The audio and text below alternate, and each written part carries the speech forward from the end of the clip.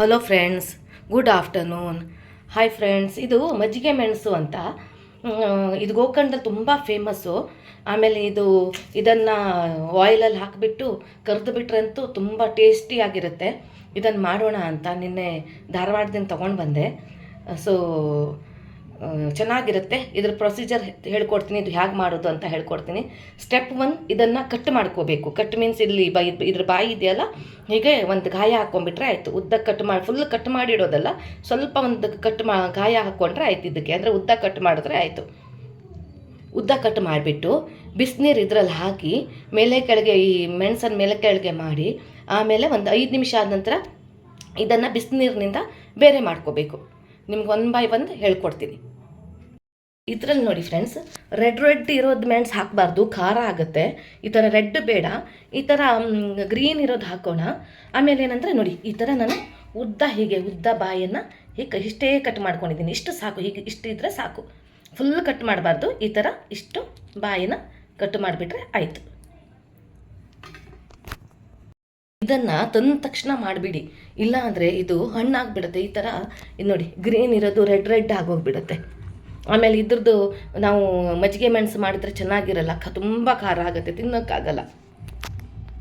ನೋಡಿ ಫ್ರೆಂಡ್ಸ್, ನಾನು ಈ ಥರ ನಾನು ಹೇಳಿದ್ನಲ್ಲ, ಇನ್ನೆಲ್ಲ ಎಲ್ಲ ಕಟ್ ಮಾಡಾಯಿತು. ಇಷ್ಟು ಹೀಗೆ ಈ ಥರ ಕಟ್ ಮಾಡ್ಕೊಂಡಿದ್ದೀನಿ. ಫುಲ್ ಕಟ್ ಮಾಡಿಲ್ಲ, ಈ ಥರ ಬಾಯಿ ಮಾತ್ರ ಕಟ್ ಮಾಡ್ಕೊಂಡಿದ್ದೀನಿ. ಈಗ ಇದ್ರ 2 ಭಾಗ ಮಾಡ್ಕೊಂಡ್ಬಿಟ್ಟಿದ್ದೀನಿ, ಸ್ವಲ್ಪ ಜಾಸ್ತಿ ಇದೆ ಅಂತ ಹೇಳಿಬಿಟ್ಟು.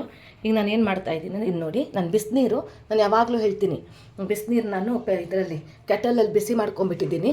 ಸೊ ಹಾಗಾಗಿಬಿಟ್ಟು ನೋಡಿ, ಇದರಲ್ಲಿ ಈ ಬಿಸಿನೀರು ಹಾಕ್ತೀನಿ.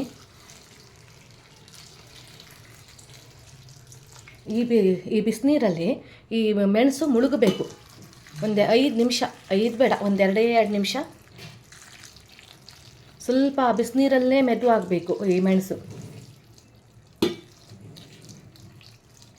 ನೋಡಿ, ಈಗ ಸಾಕು, ಇಷ್ಟು ಸಾಕು. ಒಂದು 5 ಮಿನಿಟ್ಸ್ ನೋಡಿ, ಬಿಸಿಗಿದೆ ನೀರು.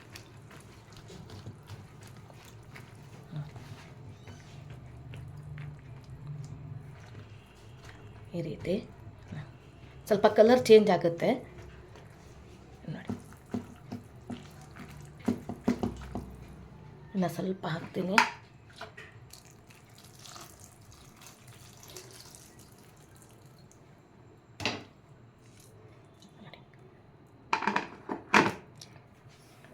ಒಂದು 5 ಮಿನಿಟ್ಸ್ ಆದ ತಕ್ಷಣ ಇದರಿಂದ ಆ ಮೆಣಸನ್ನು ತೆಗೆದು ಬಿಟ್ಬಿಟ್ಟು ಪ್ಲ್ಯಾಸ್ಟಿಕ್ ಟಬ್ ಥರ ಬರ್ತಾರ, ಅದರಲ್ಲಿ ಹಾಕಿ ಇಟ್ಟಿರ್ತೀನಿ. ನೆಕ್ಸ್ಟ್ ಪ್ರೊಸೀಜರ್ ತೋರಿಸ್ತೀನಿ.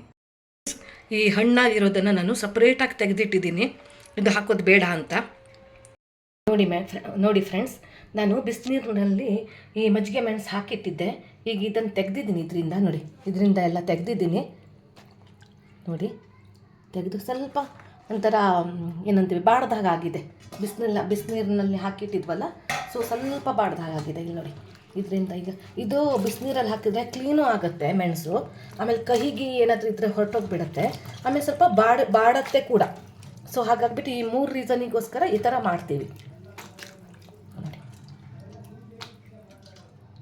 ನಾನು ಒಂದು 5 ನಿಮಿಷ ಹಾಕಿಟ್ಟಿದ್ದೆ. ಸೊ ಇದರಿಂದ ಈಗ ತೆಗಿತಾ ಇದ್ದೀನಿ. ತೆಗೆದು ಈ ಥರ ಪ್ಲ್ಯಾಸ್ಟಿಕ್ ಇದರಲ್ಲಿ ಹಾಕಿ ಈಗ ಉಪ್ಪು ಹಾಕ್ತೀನಿ ನಾನು ಇದಕ್ಕೆ. ಹೀಗೆ ಮಾಡಿ ನೀರು ಬಿಸಿ ಇದೆ, ಚೆನ್ನಾಗಿ ಸ್ವಲ್ಪ ಕ್ಲೀನ್ ಮಾಡ್ದಂಗೆ ಆಯಿತು. ಕಹಿನೂ ಹೋಗುತ್ತೆ ಇದ್ರದ್ದು. ಈಗ ಇದಕ್ಕೆ 1, 2, 3 ಹಿಡಿಯಷ್ಟು ಉಪ್ಪು ಹಾಕಿ ಇಡ್ತೀನಿ. ನೀರು ಎಷ್ಟು ಗಲೀಜಾಗಿದೆ ಅಂತ ನೋಡಿ, ಎಷ್ಟು ಗಲೀಜಾಗಿದೆ, ಎಲ್ಲ ಒಂಥರ ಕೊಳೆನೂ ಇದೆ. ನಾನು ಒಂದಿಷ್ಟು ಬೇಕಾಗುತ್ತೆ ಉಪ್ಪು, ಇಲ್ಲಿ ನೋಡಿ ಎಷ್ಟು ಉಪ್ಪು ಹಾಕ್ತೀನಿ. ನಾನು ಸ್ವಲ್ಪ ಹಾಕ್ತೀನಿ. ಮತ್ತು ಇದನ್ನು ಹೀಗೆ ಟಬ್ಬಿಂದನೇ ಎತ್ತಿ ಮೇಲೆ ಕೆಳಗಡೆ ಮಾಡ್ತೀನಿ. ಇಷ್ಟು ಉಪ್ಪು ಸಾಕೀಗ. ಫ್ರೆಂಡ್ಸ್, ನಾನು ಉಪ್ಪು ಹಾಕಿ ಮೇಲೆ ಕೆಳಗಡೆ ಒಂದು 5-6 ಸಲ ಮಾಡಿ ಮಾಡಿ ಮಾಡಿ ಇಟ್ಟಿದ್ದೀನಿ. ಹಾಗೆಯೇ ಮೇಲೆ ಕೆಳಗೆ ಮಾಡಿ ಮಾಡಿ ಇಡಬೇಕು.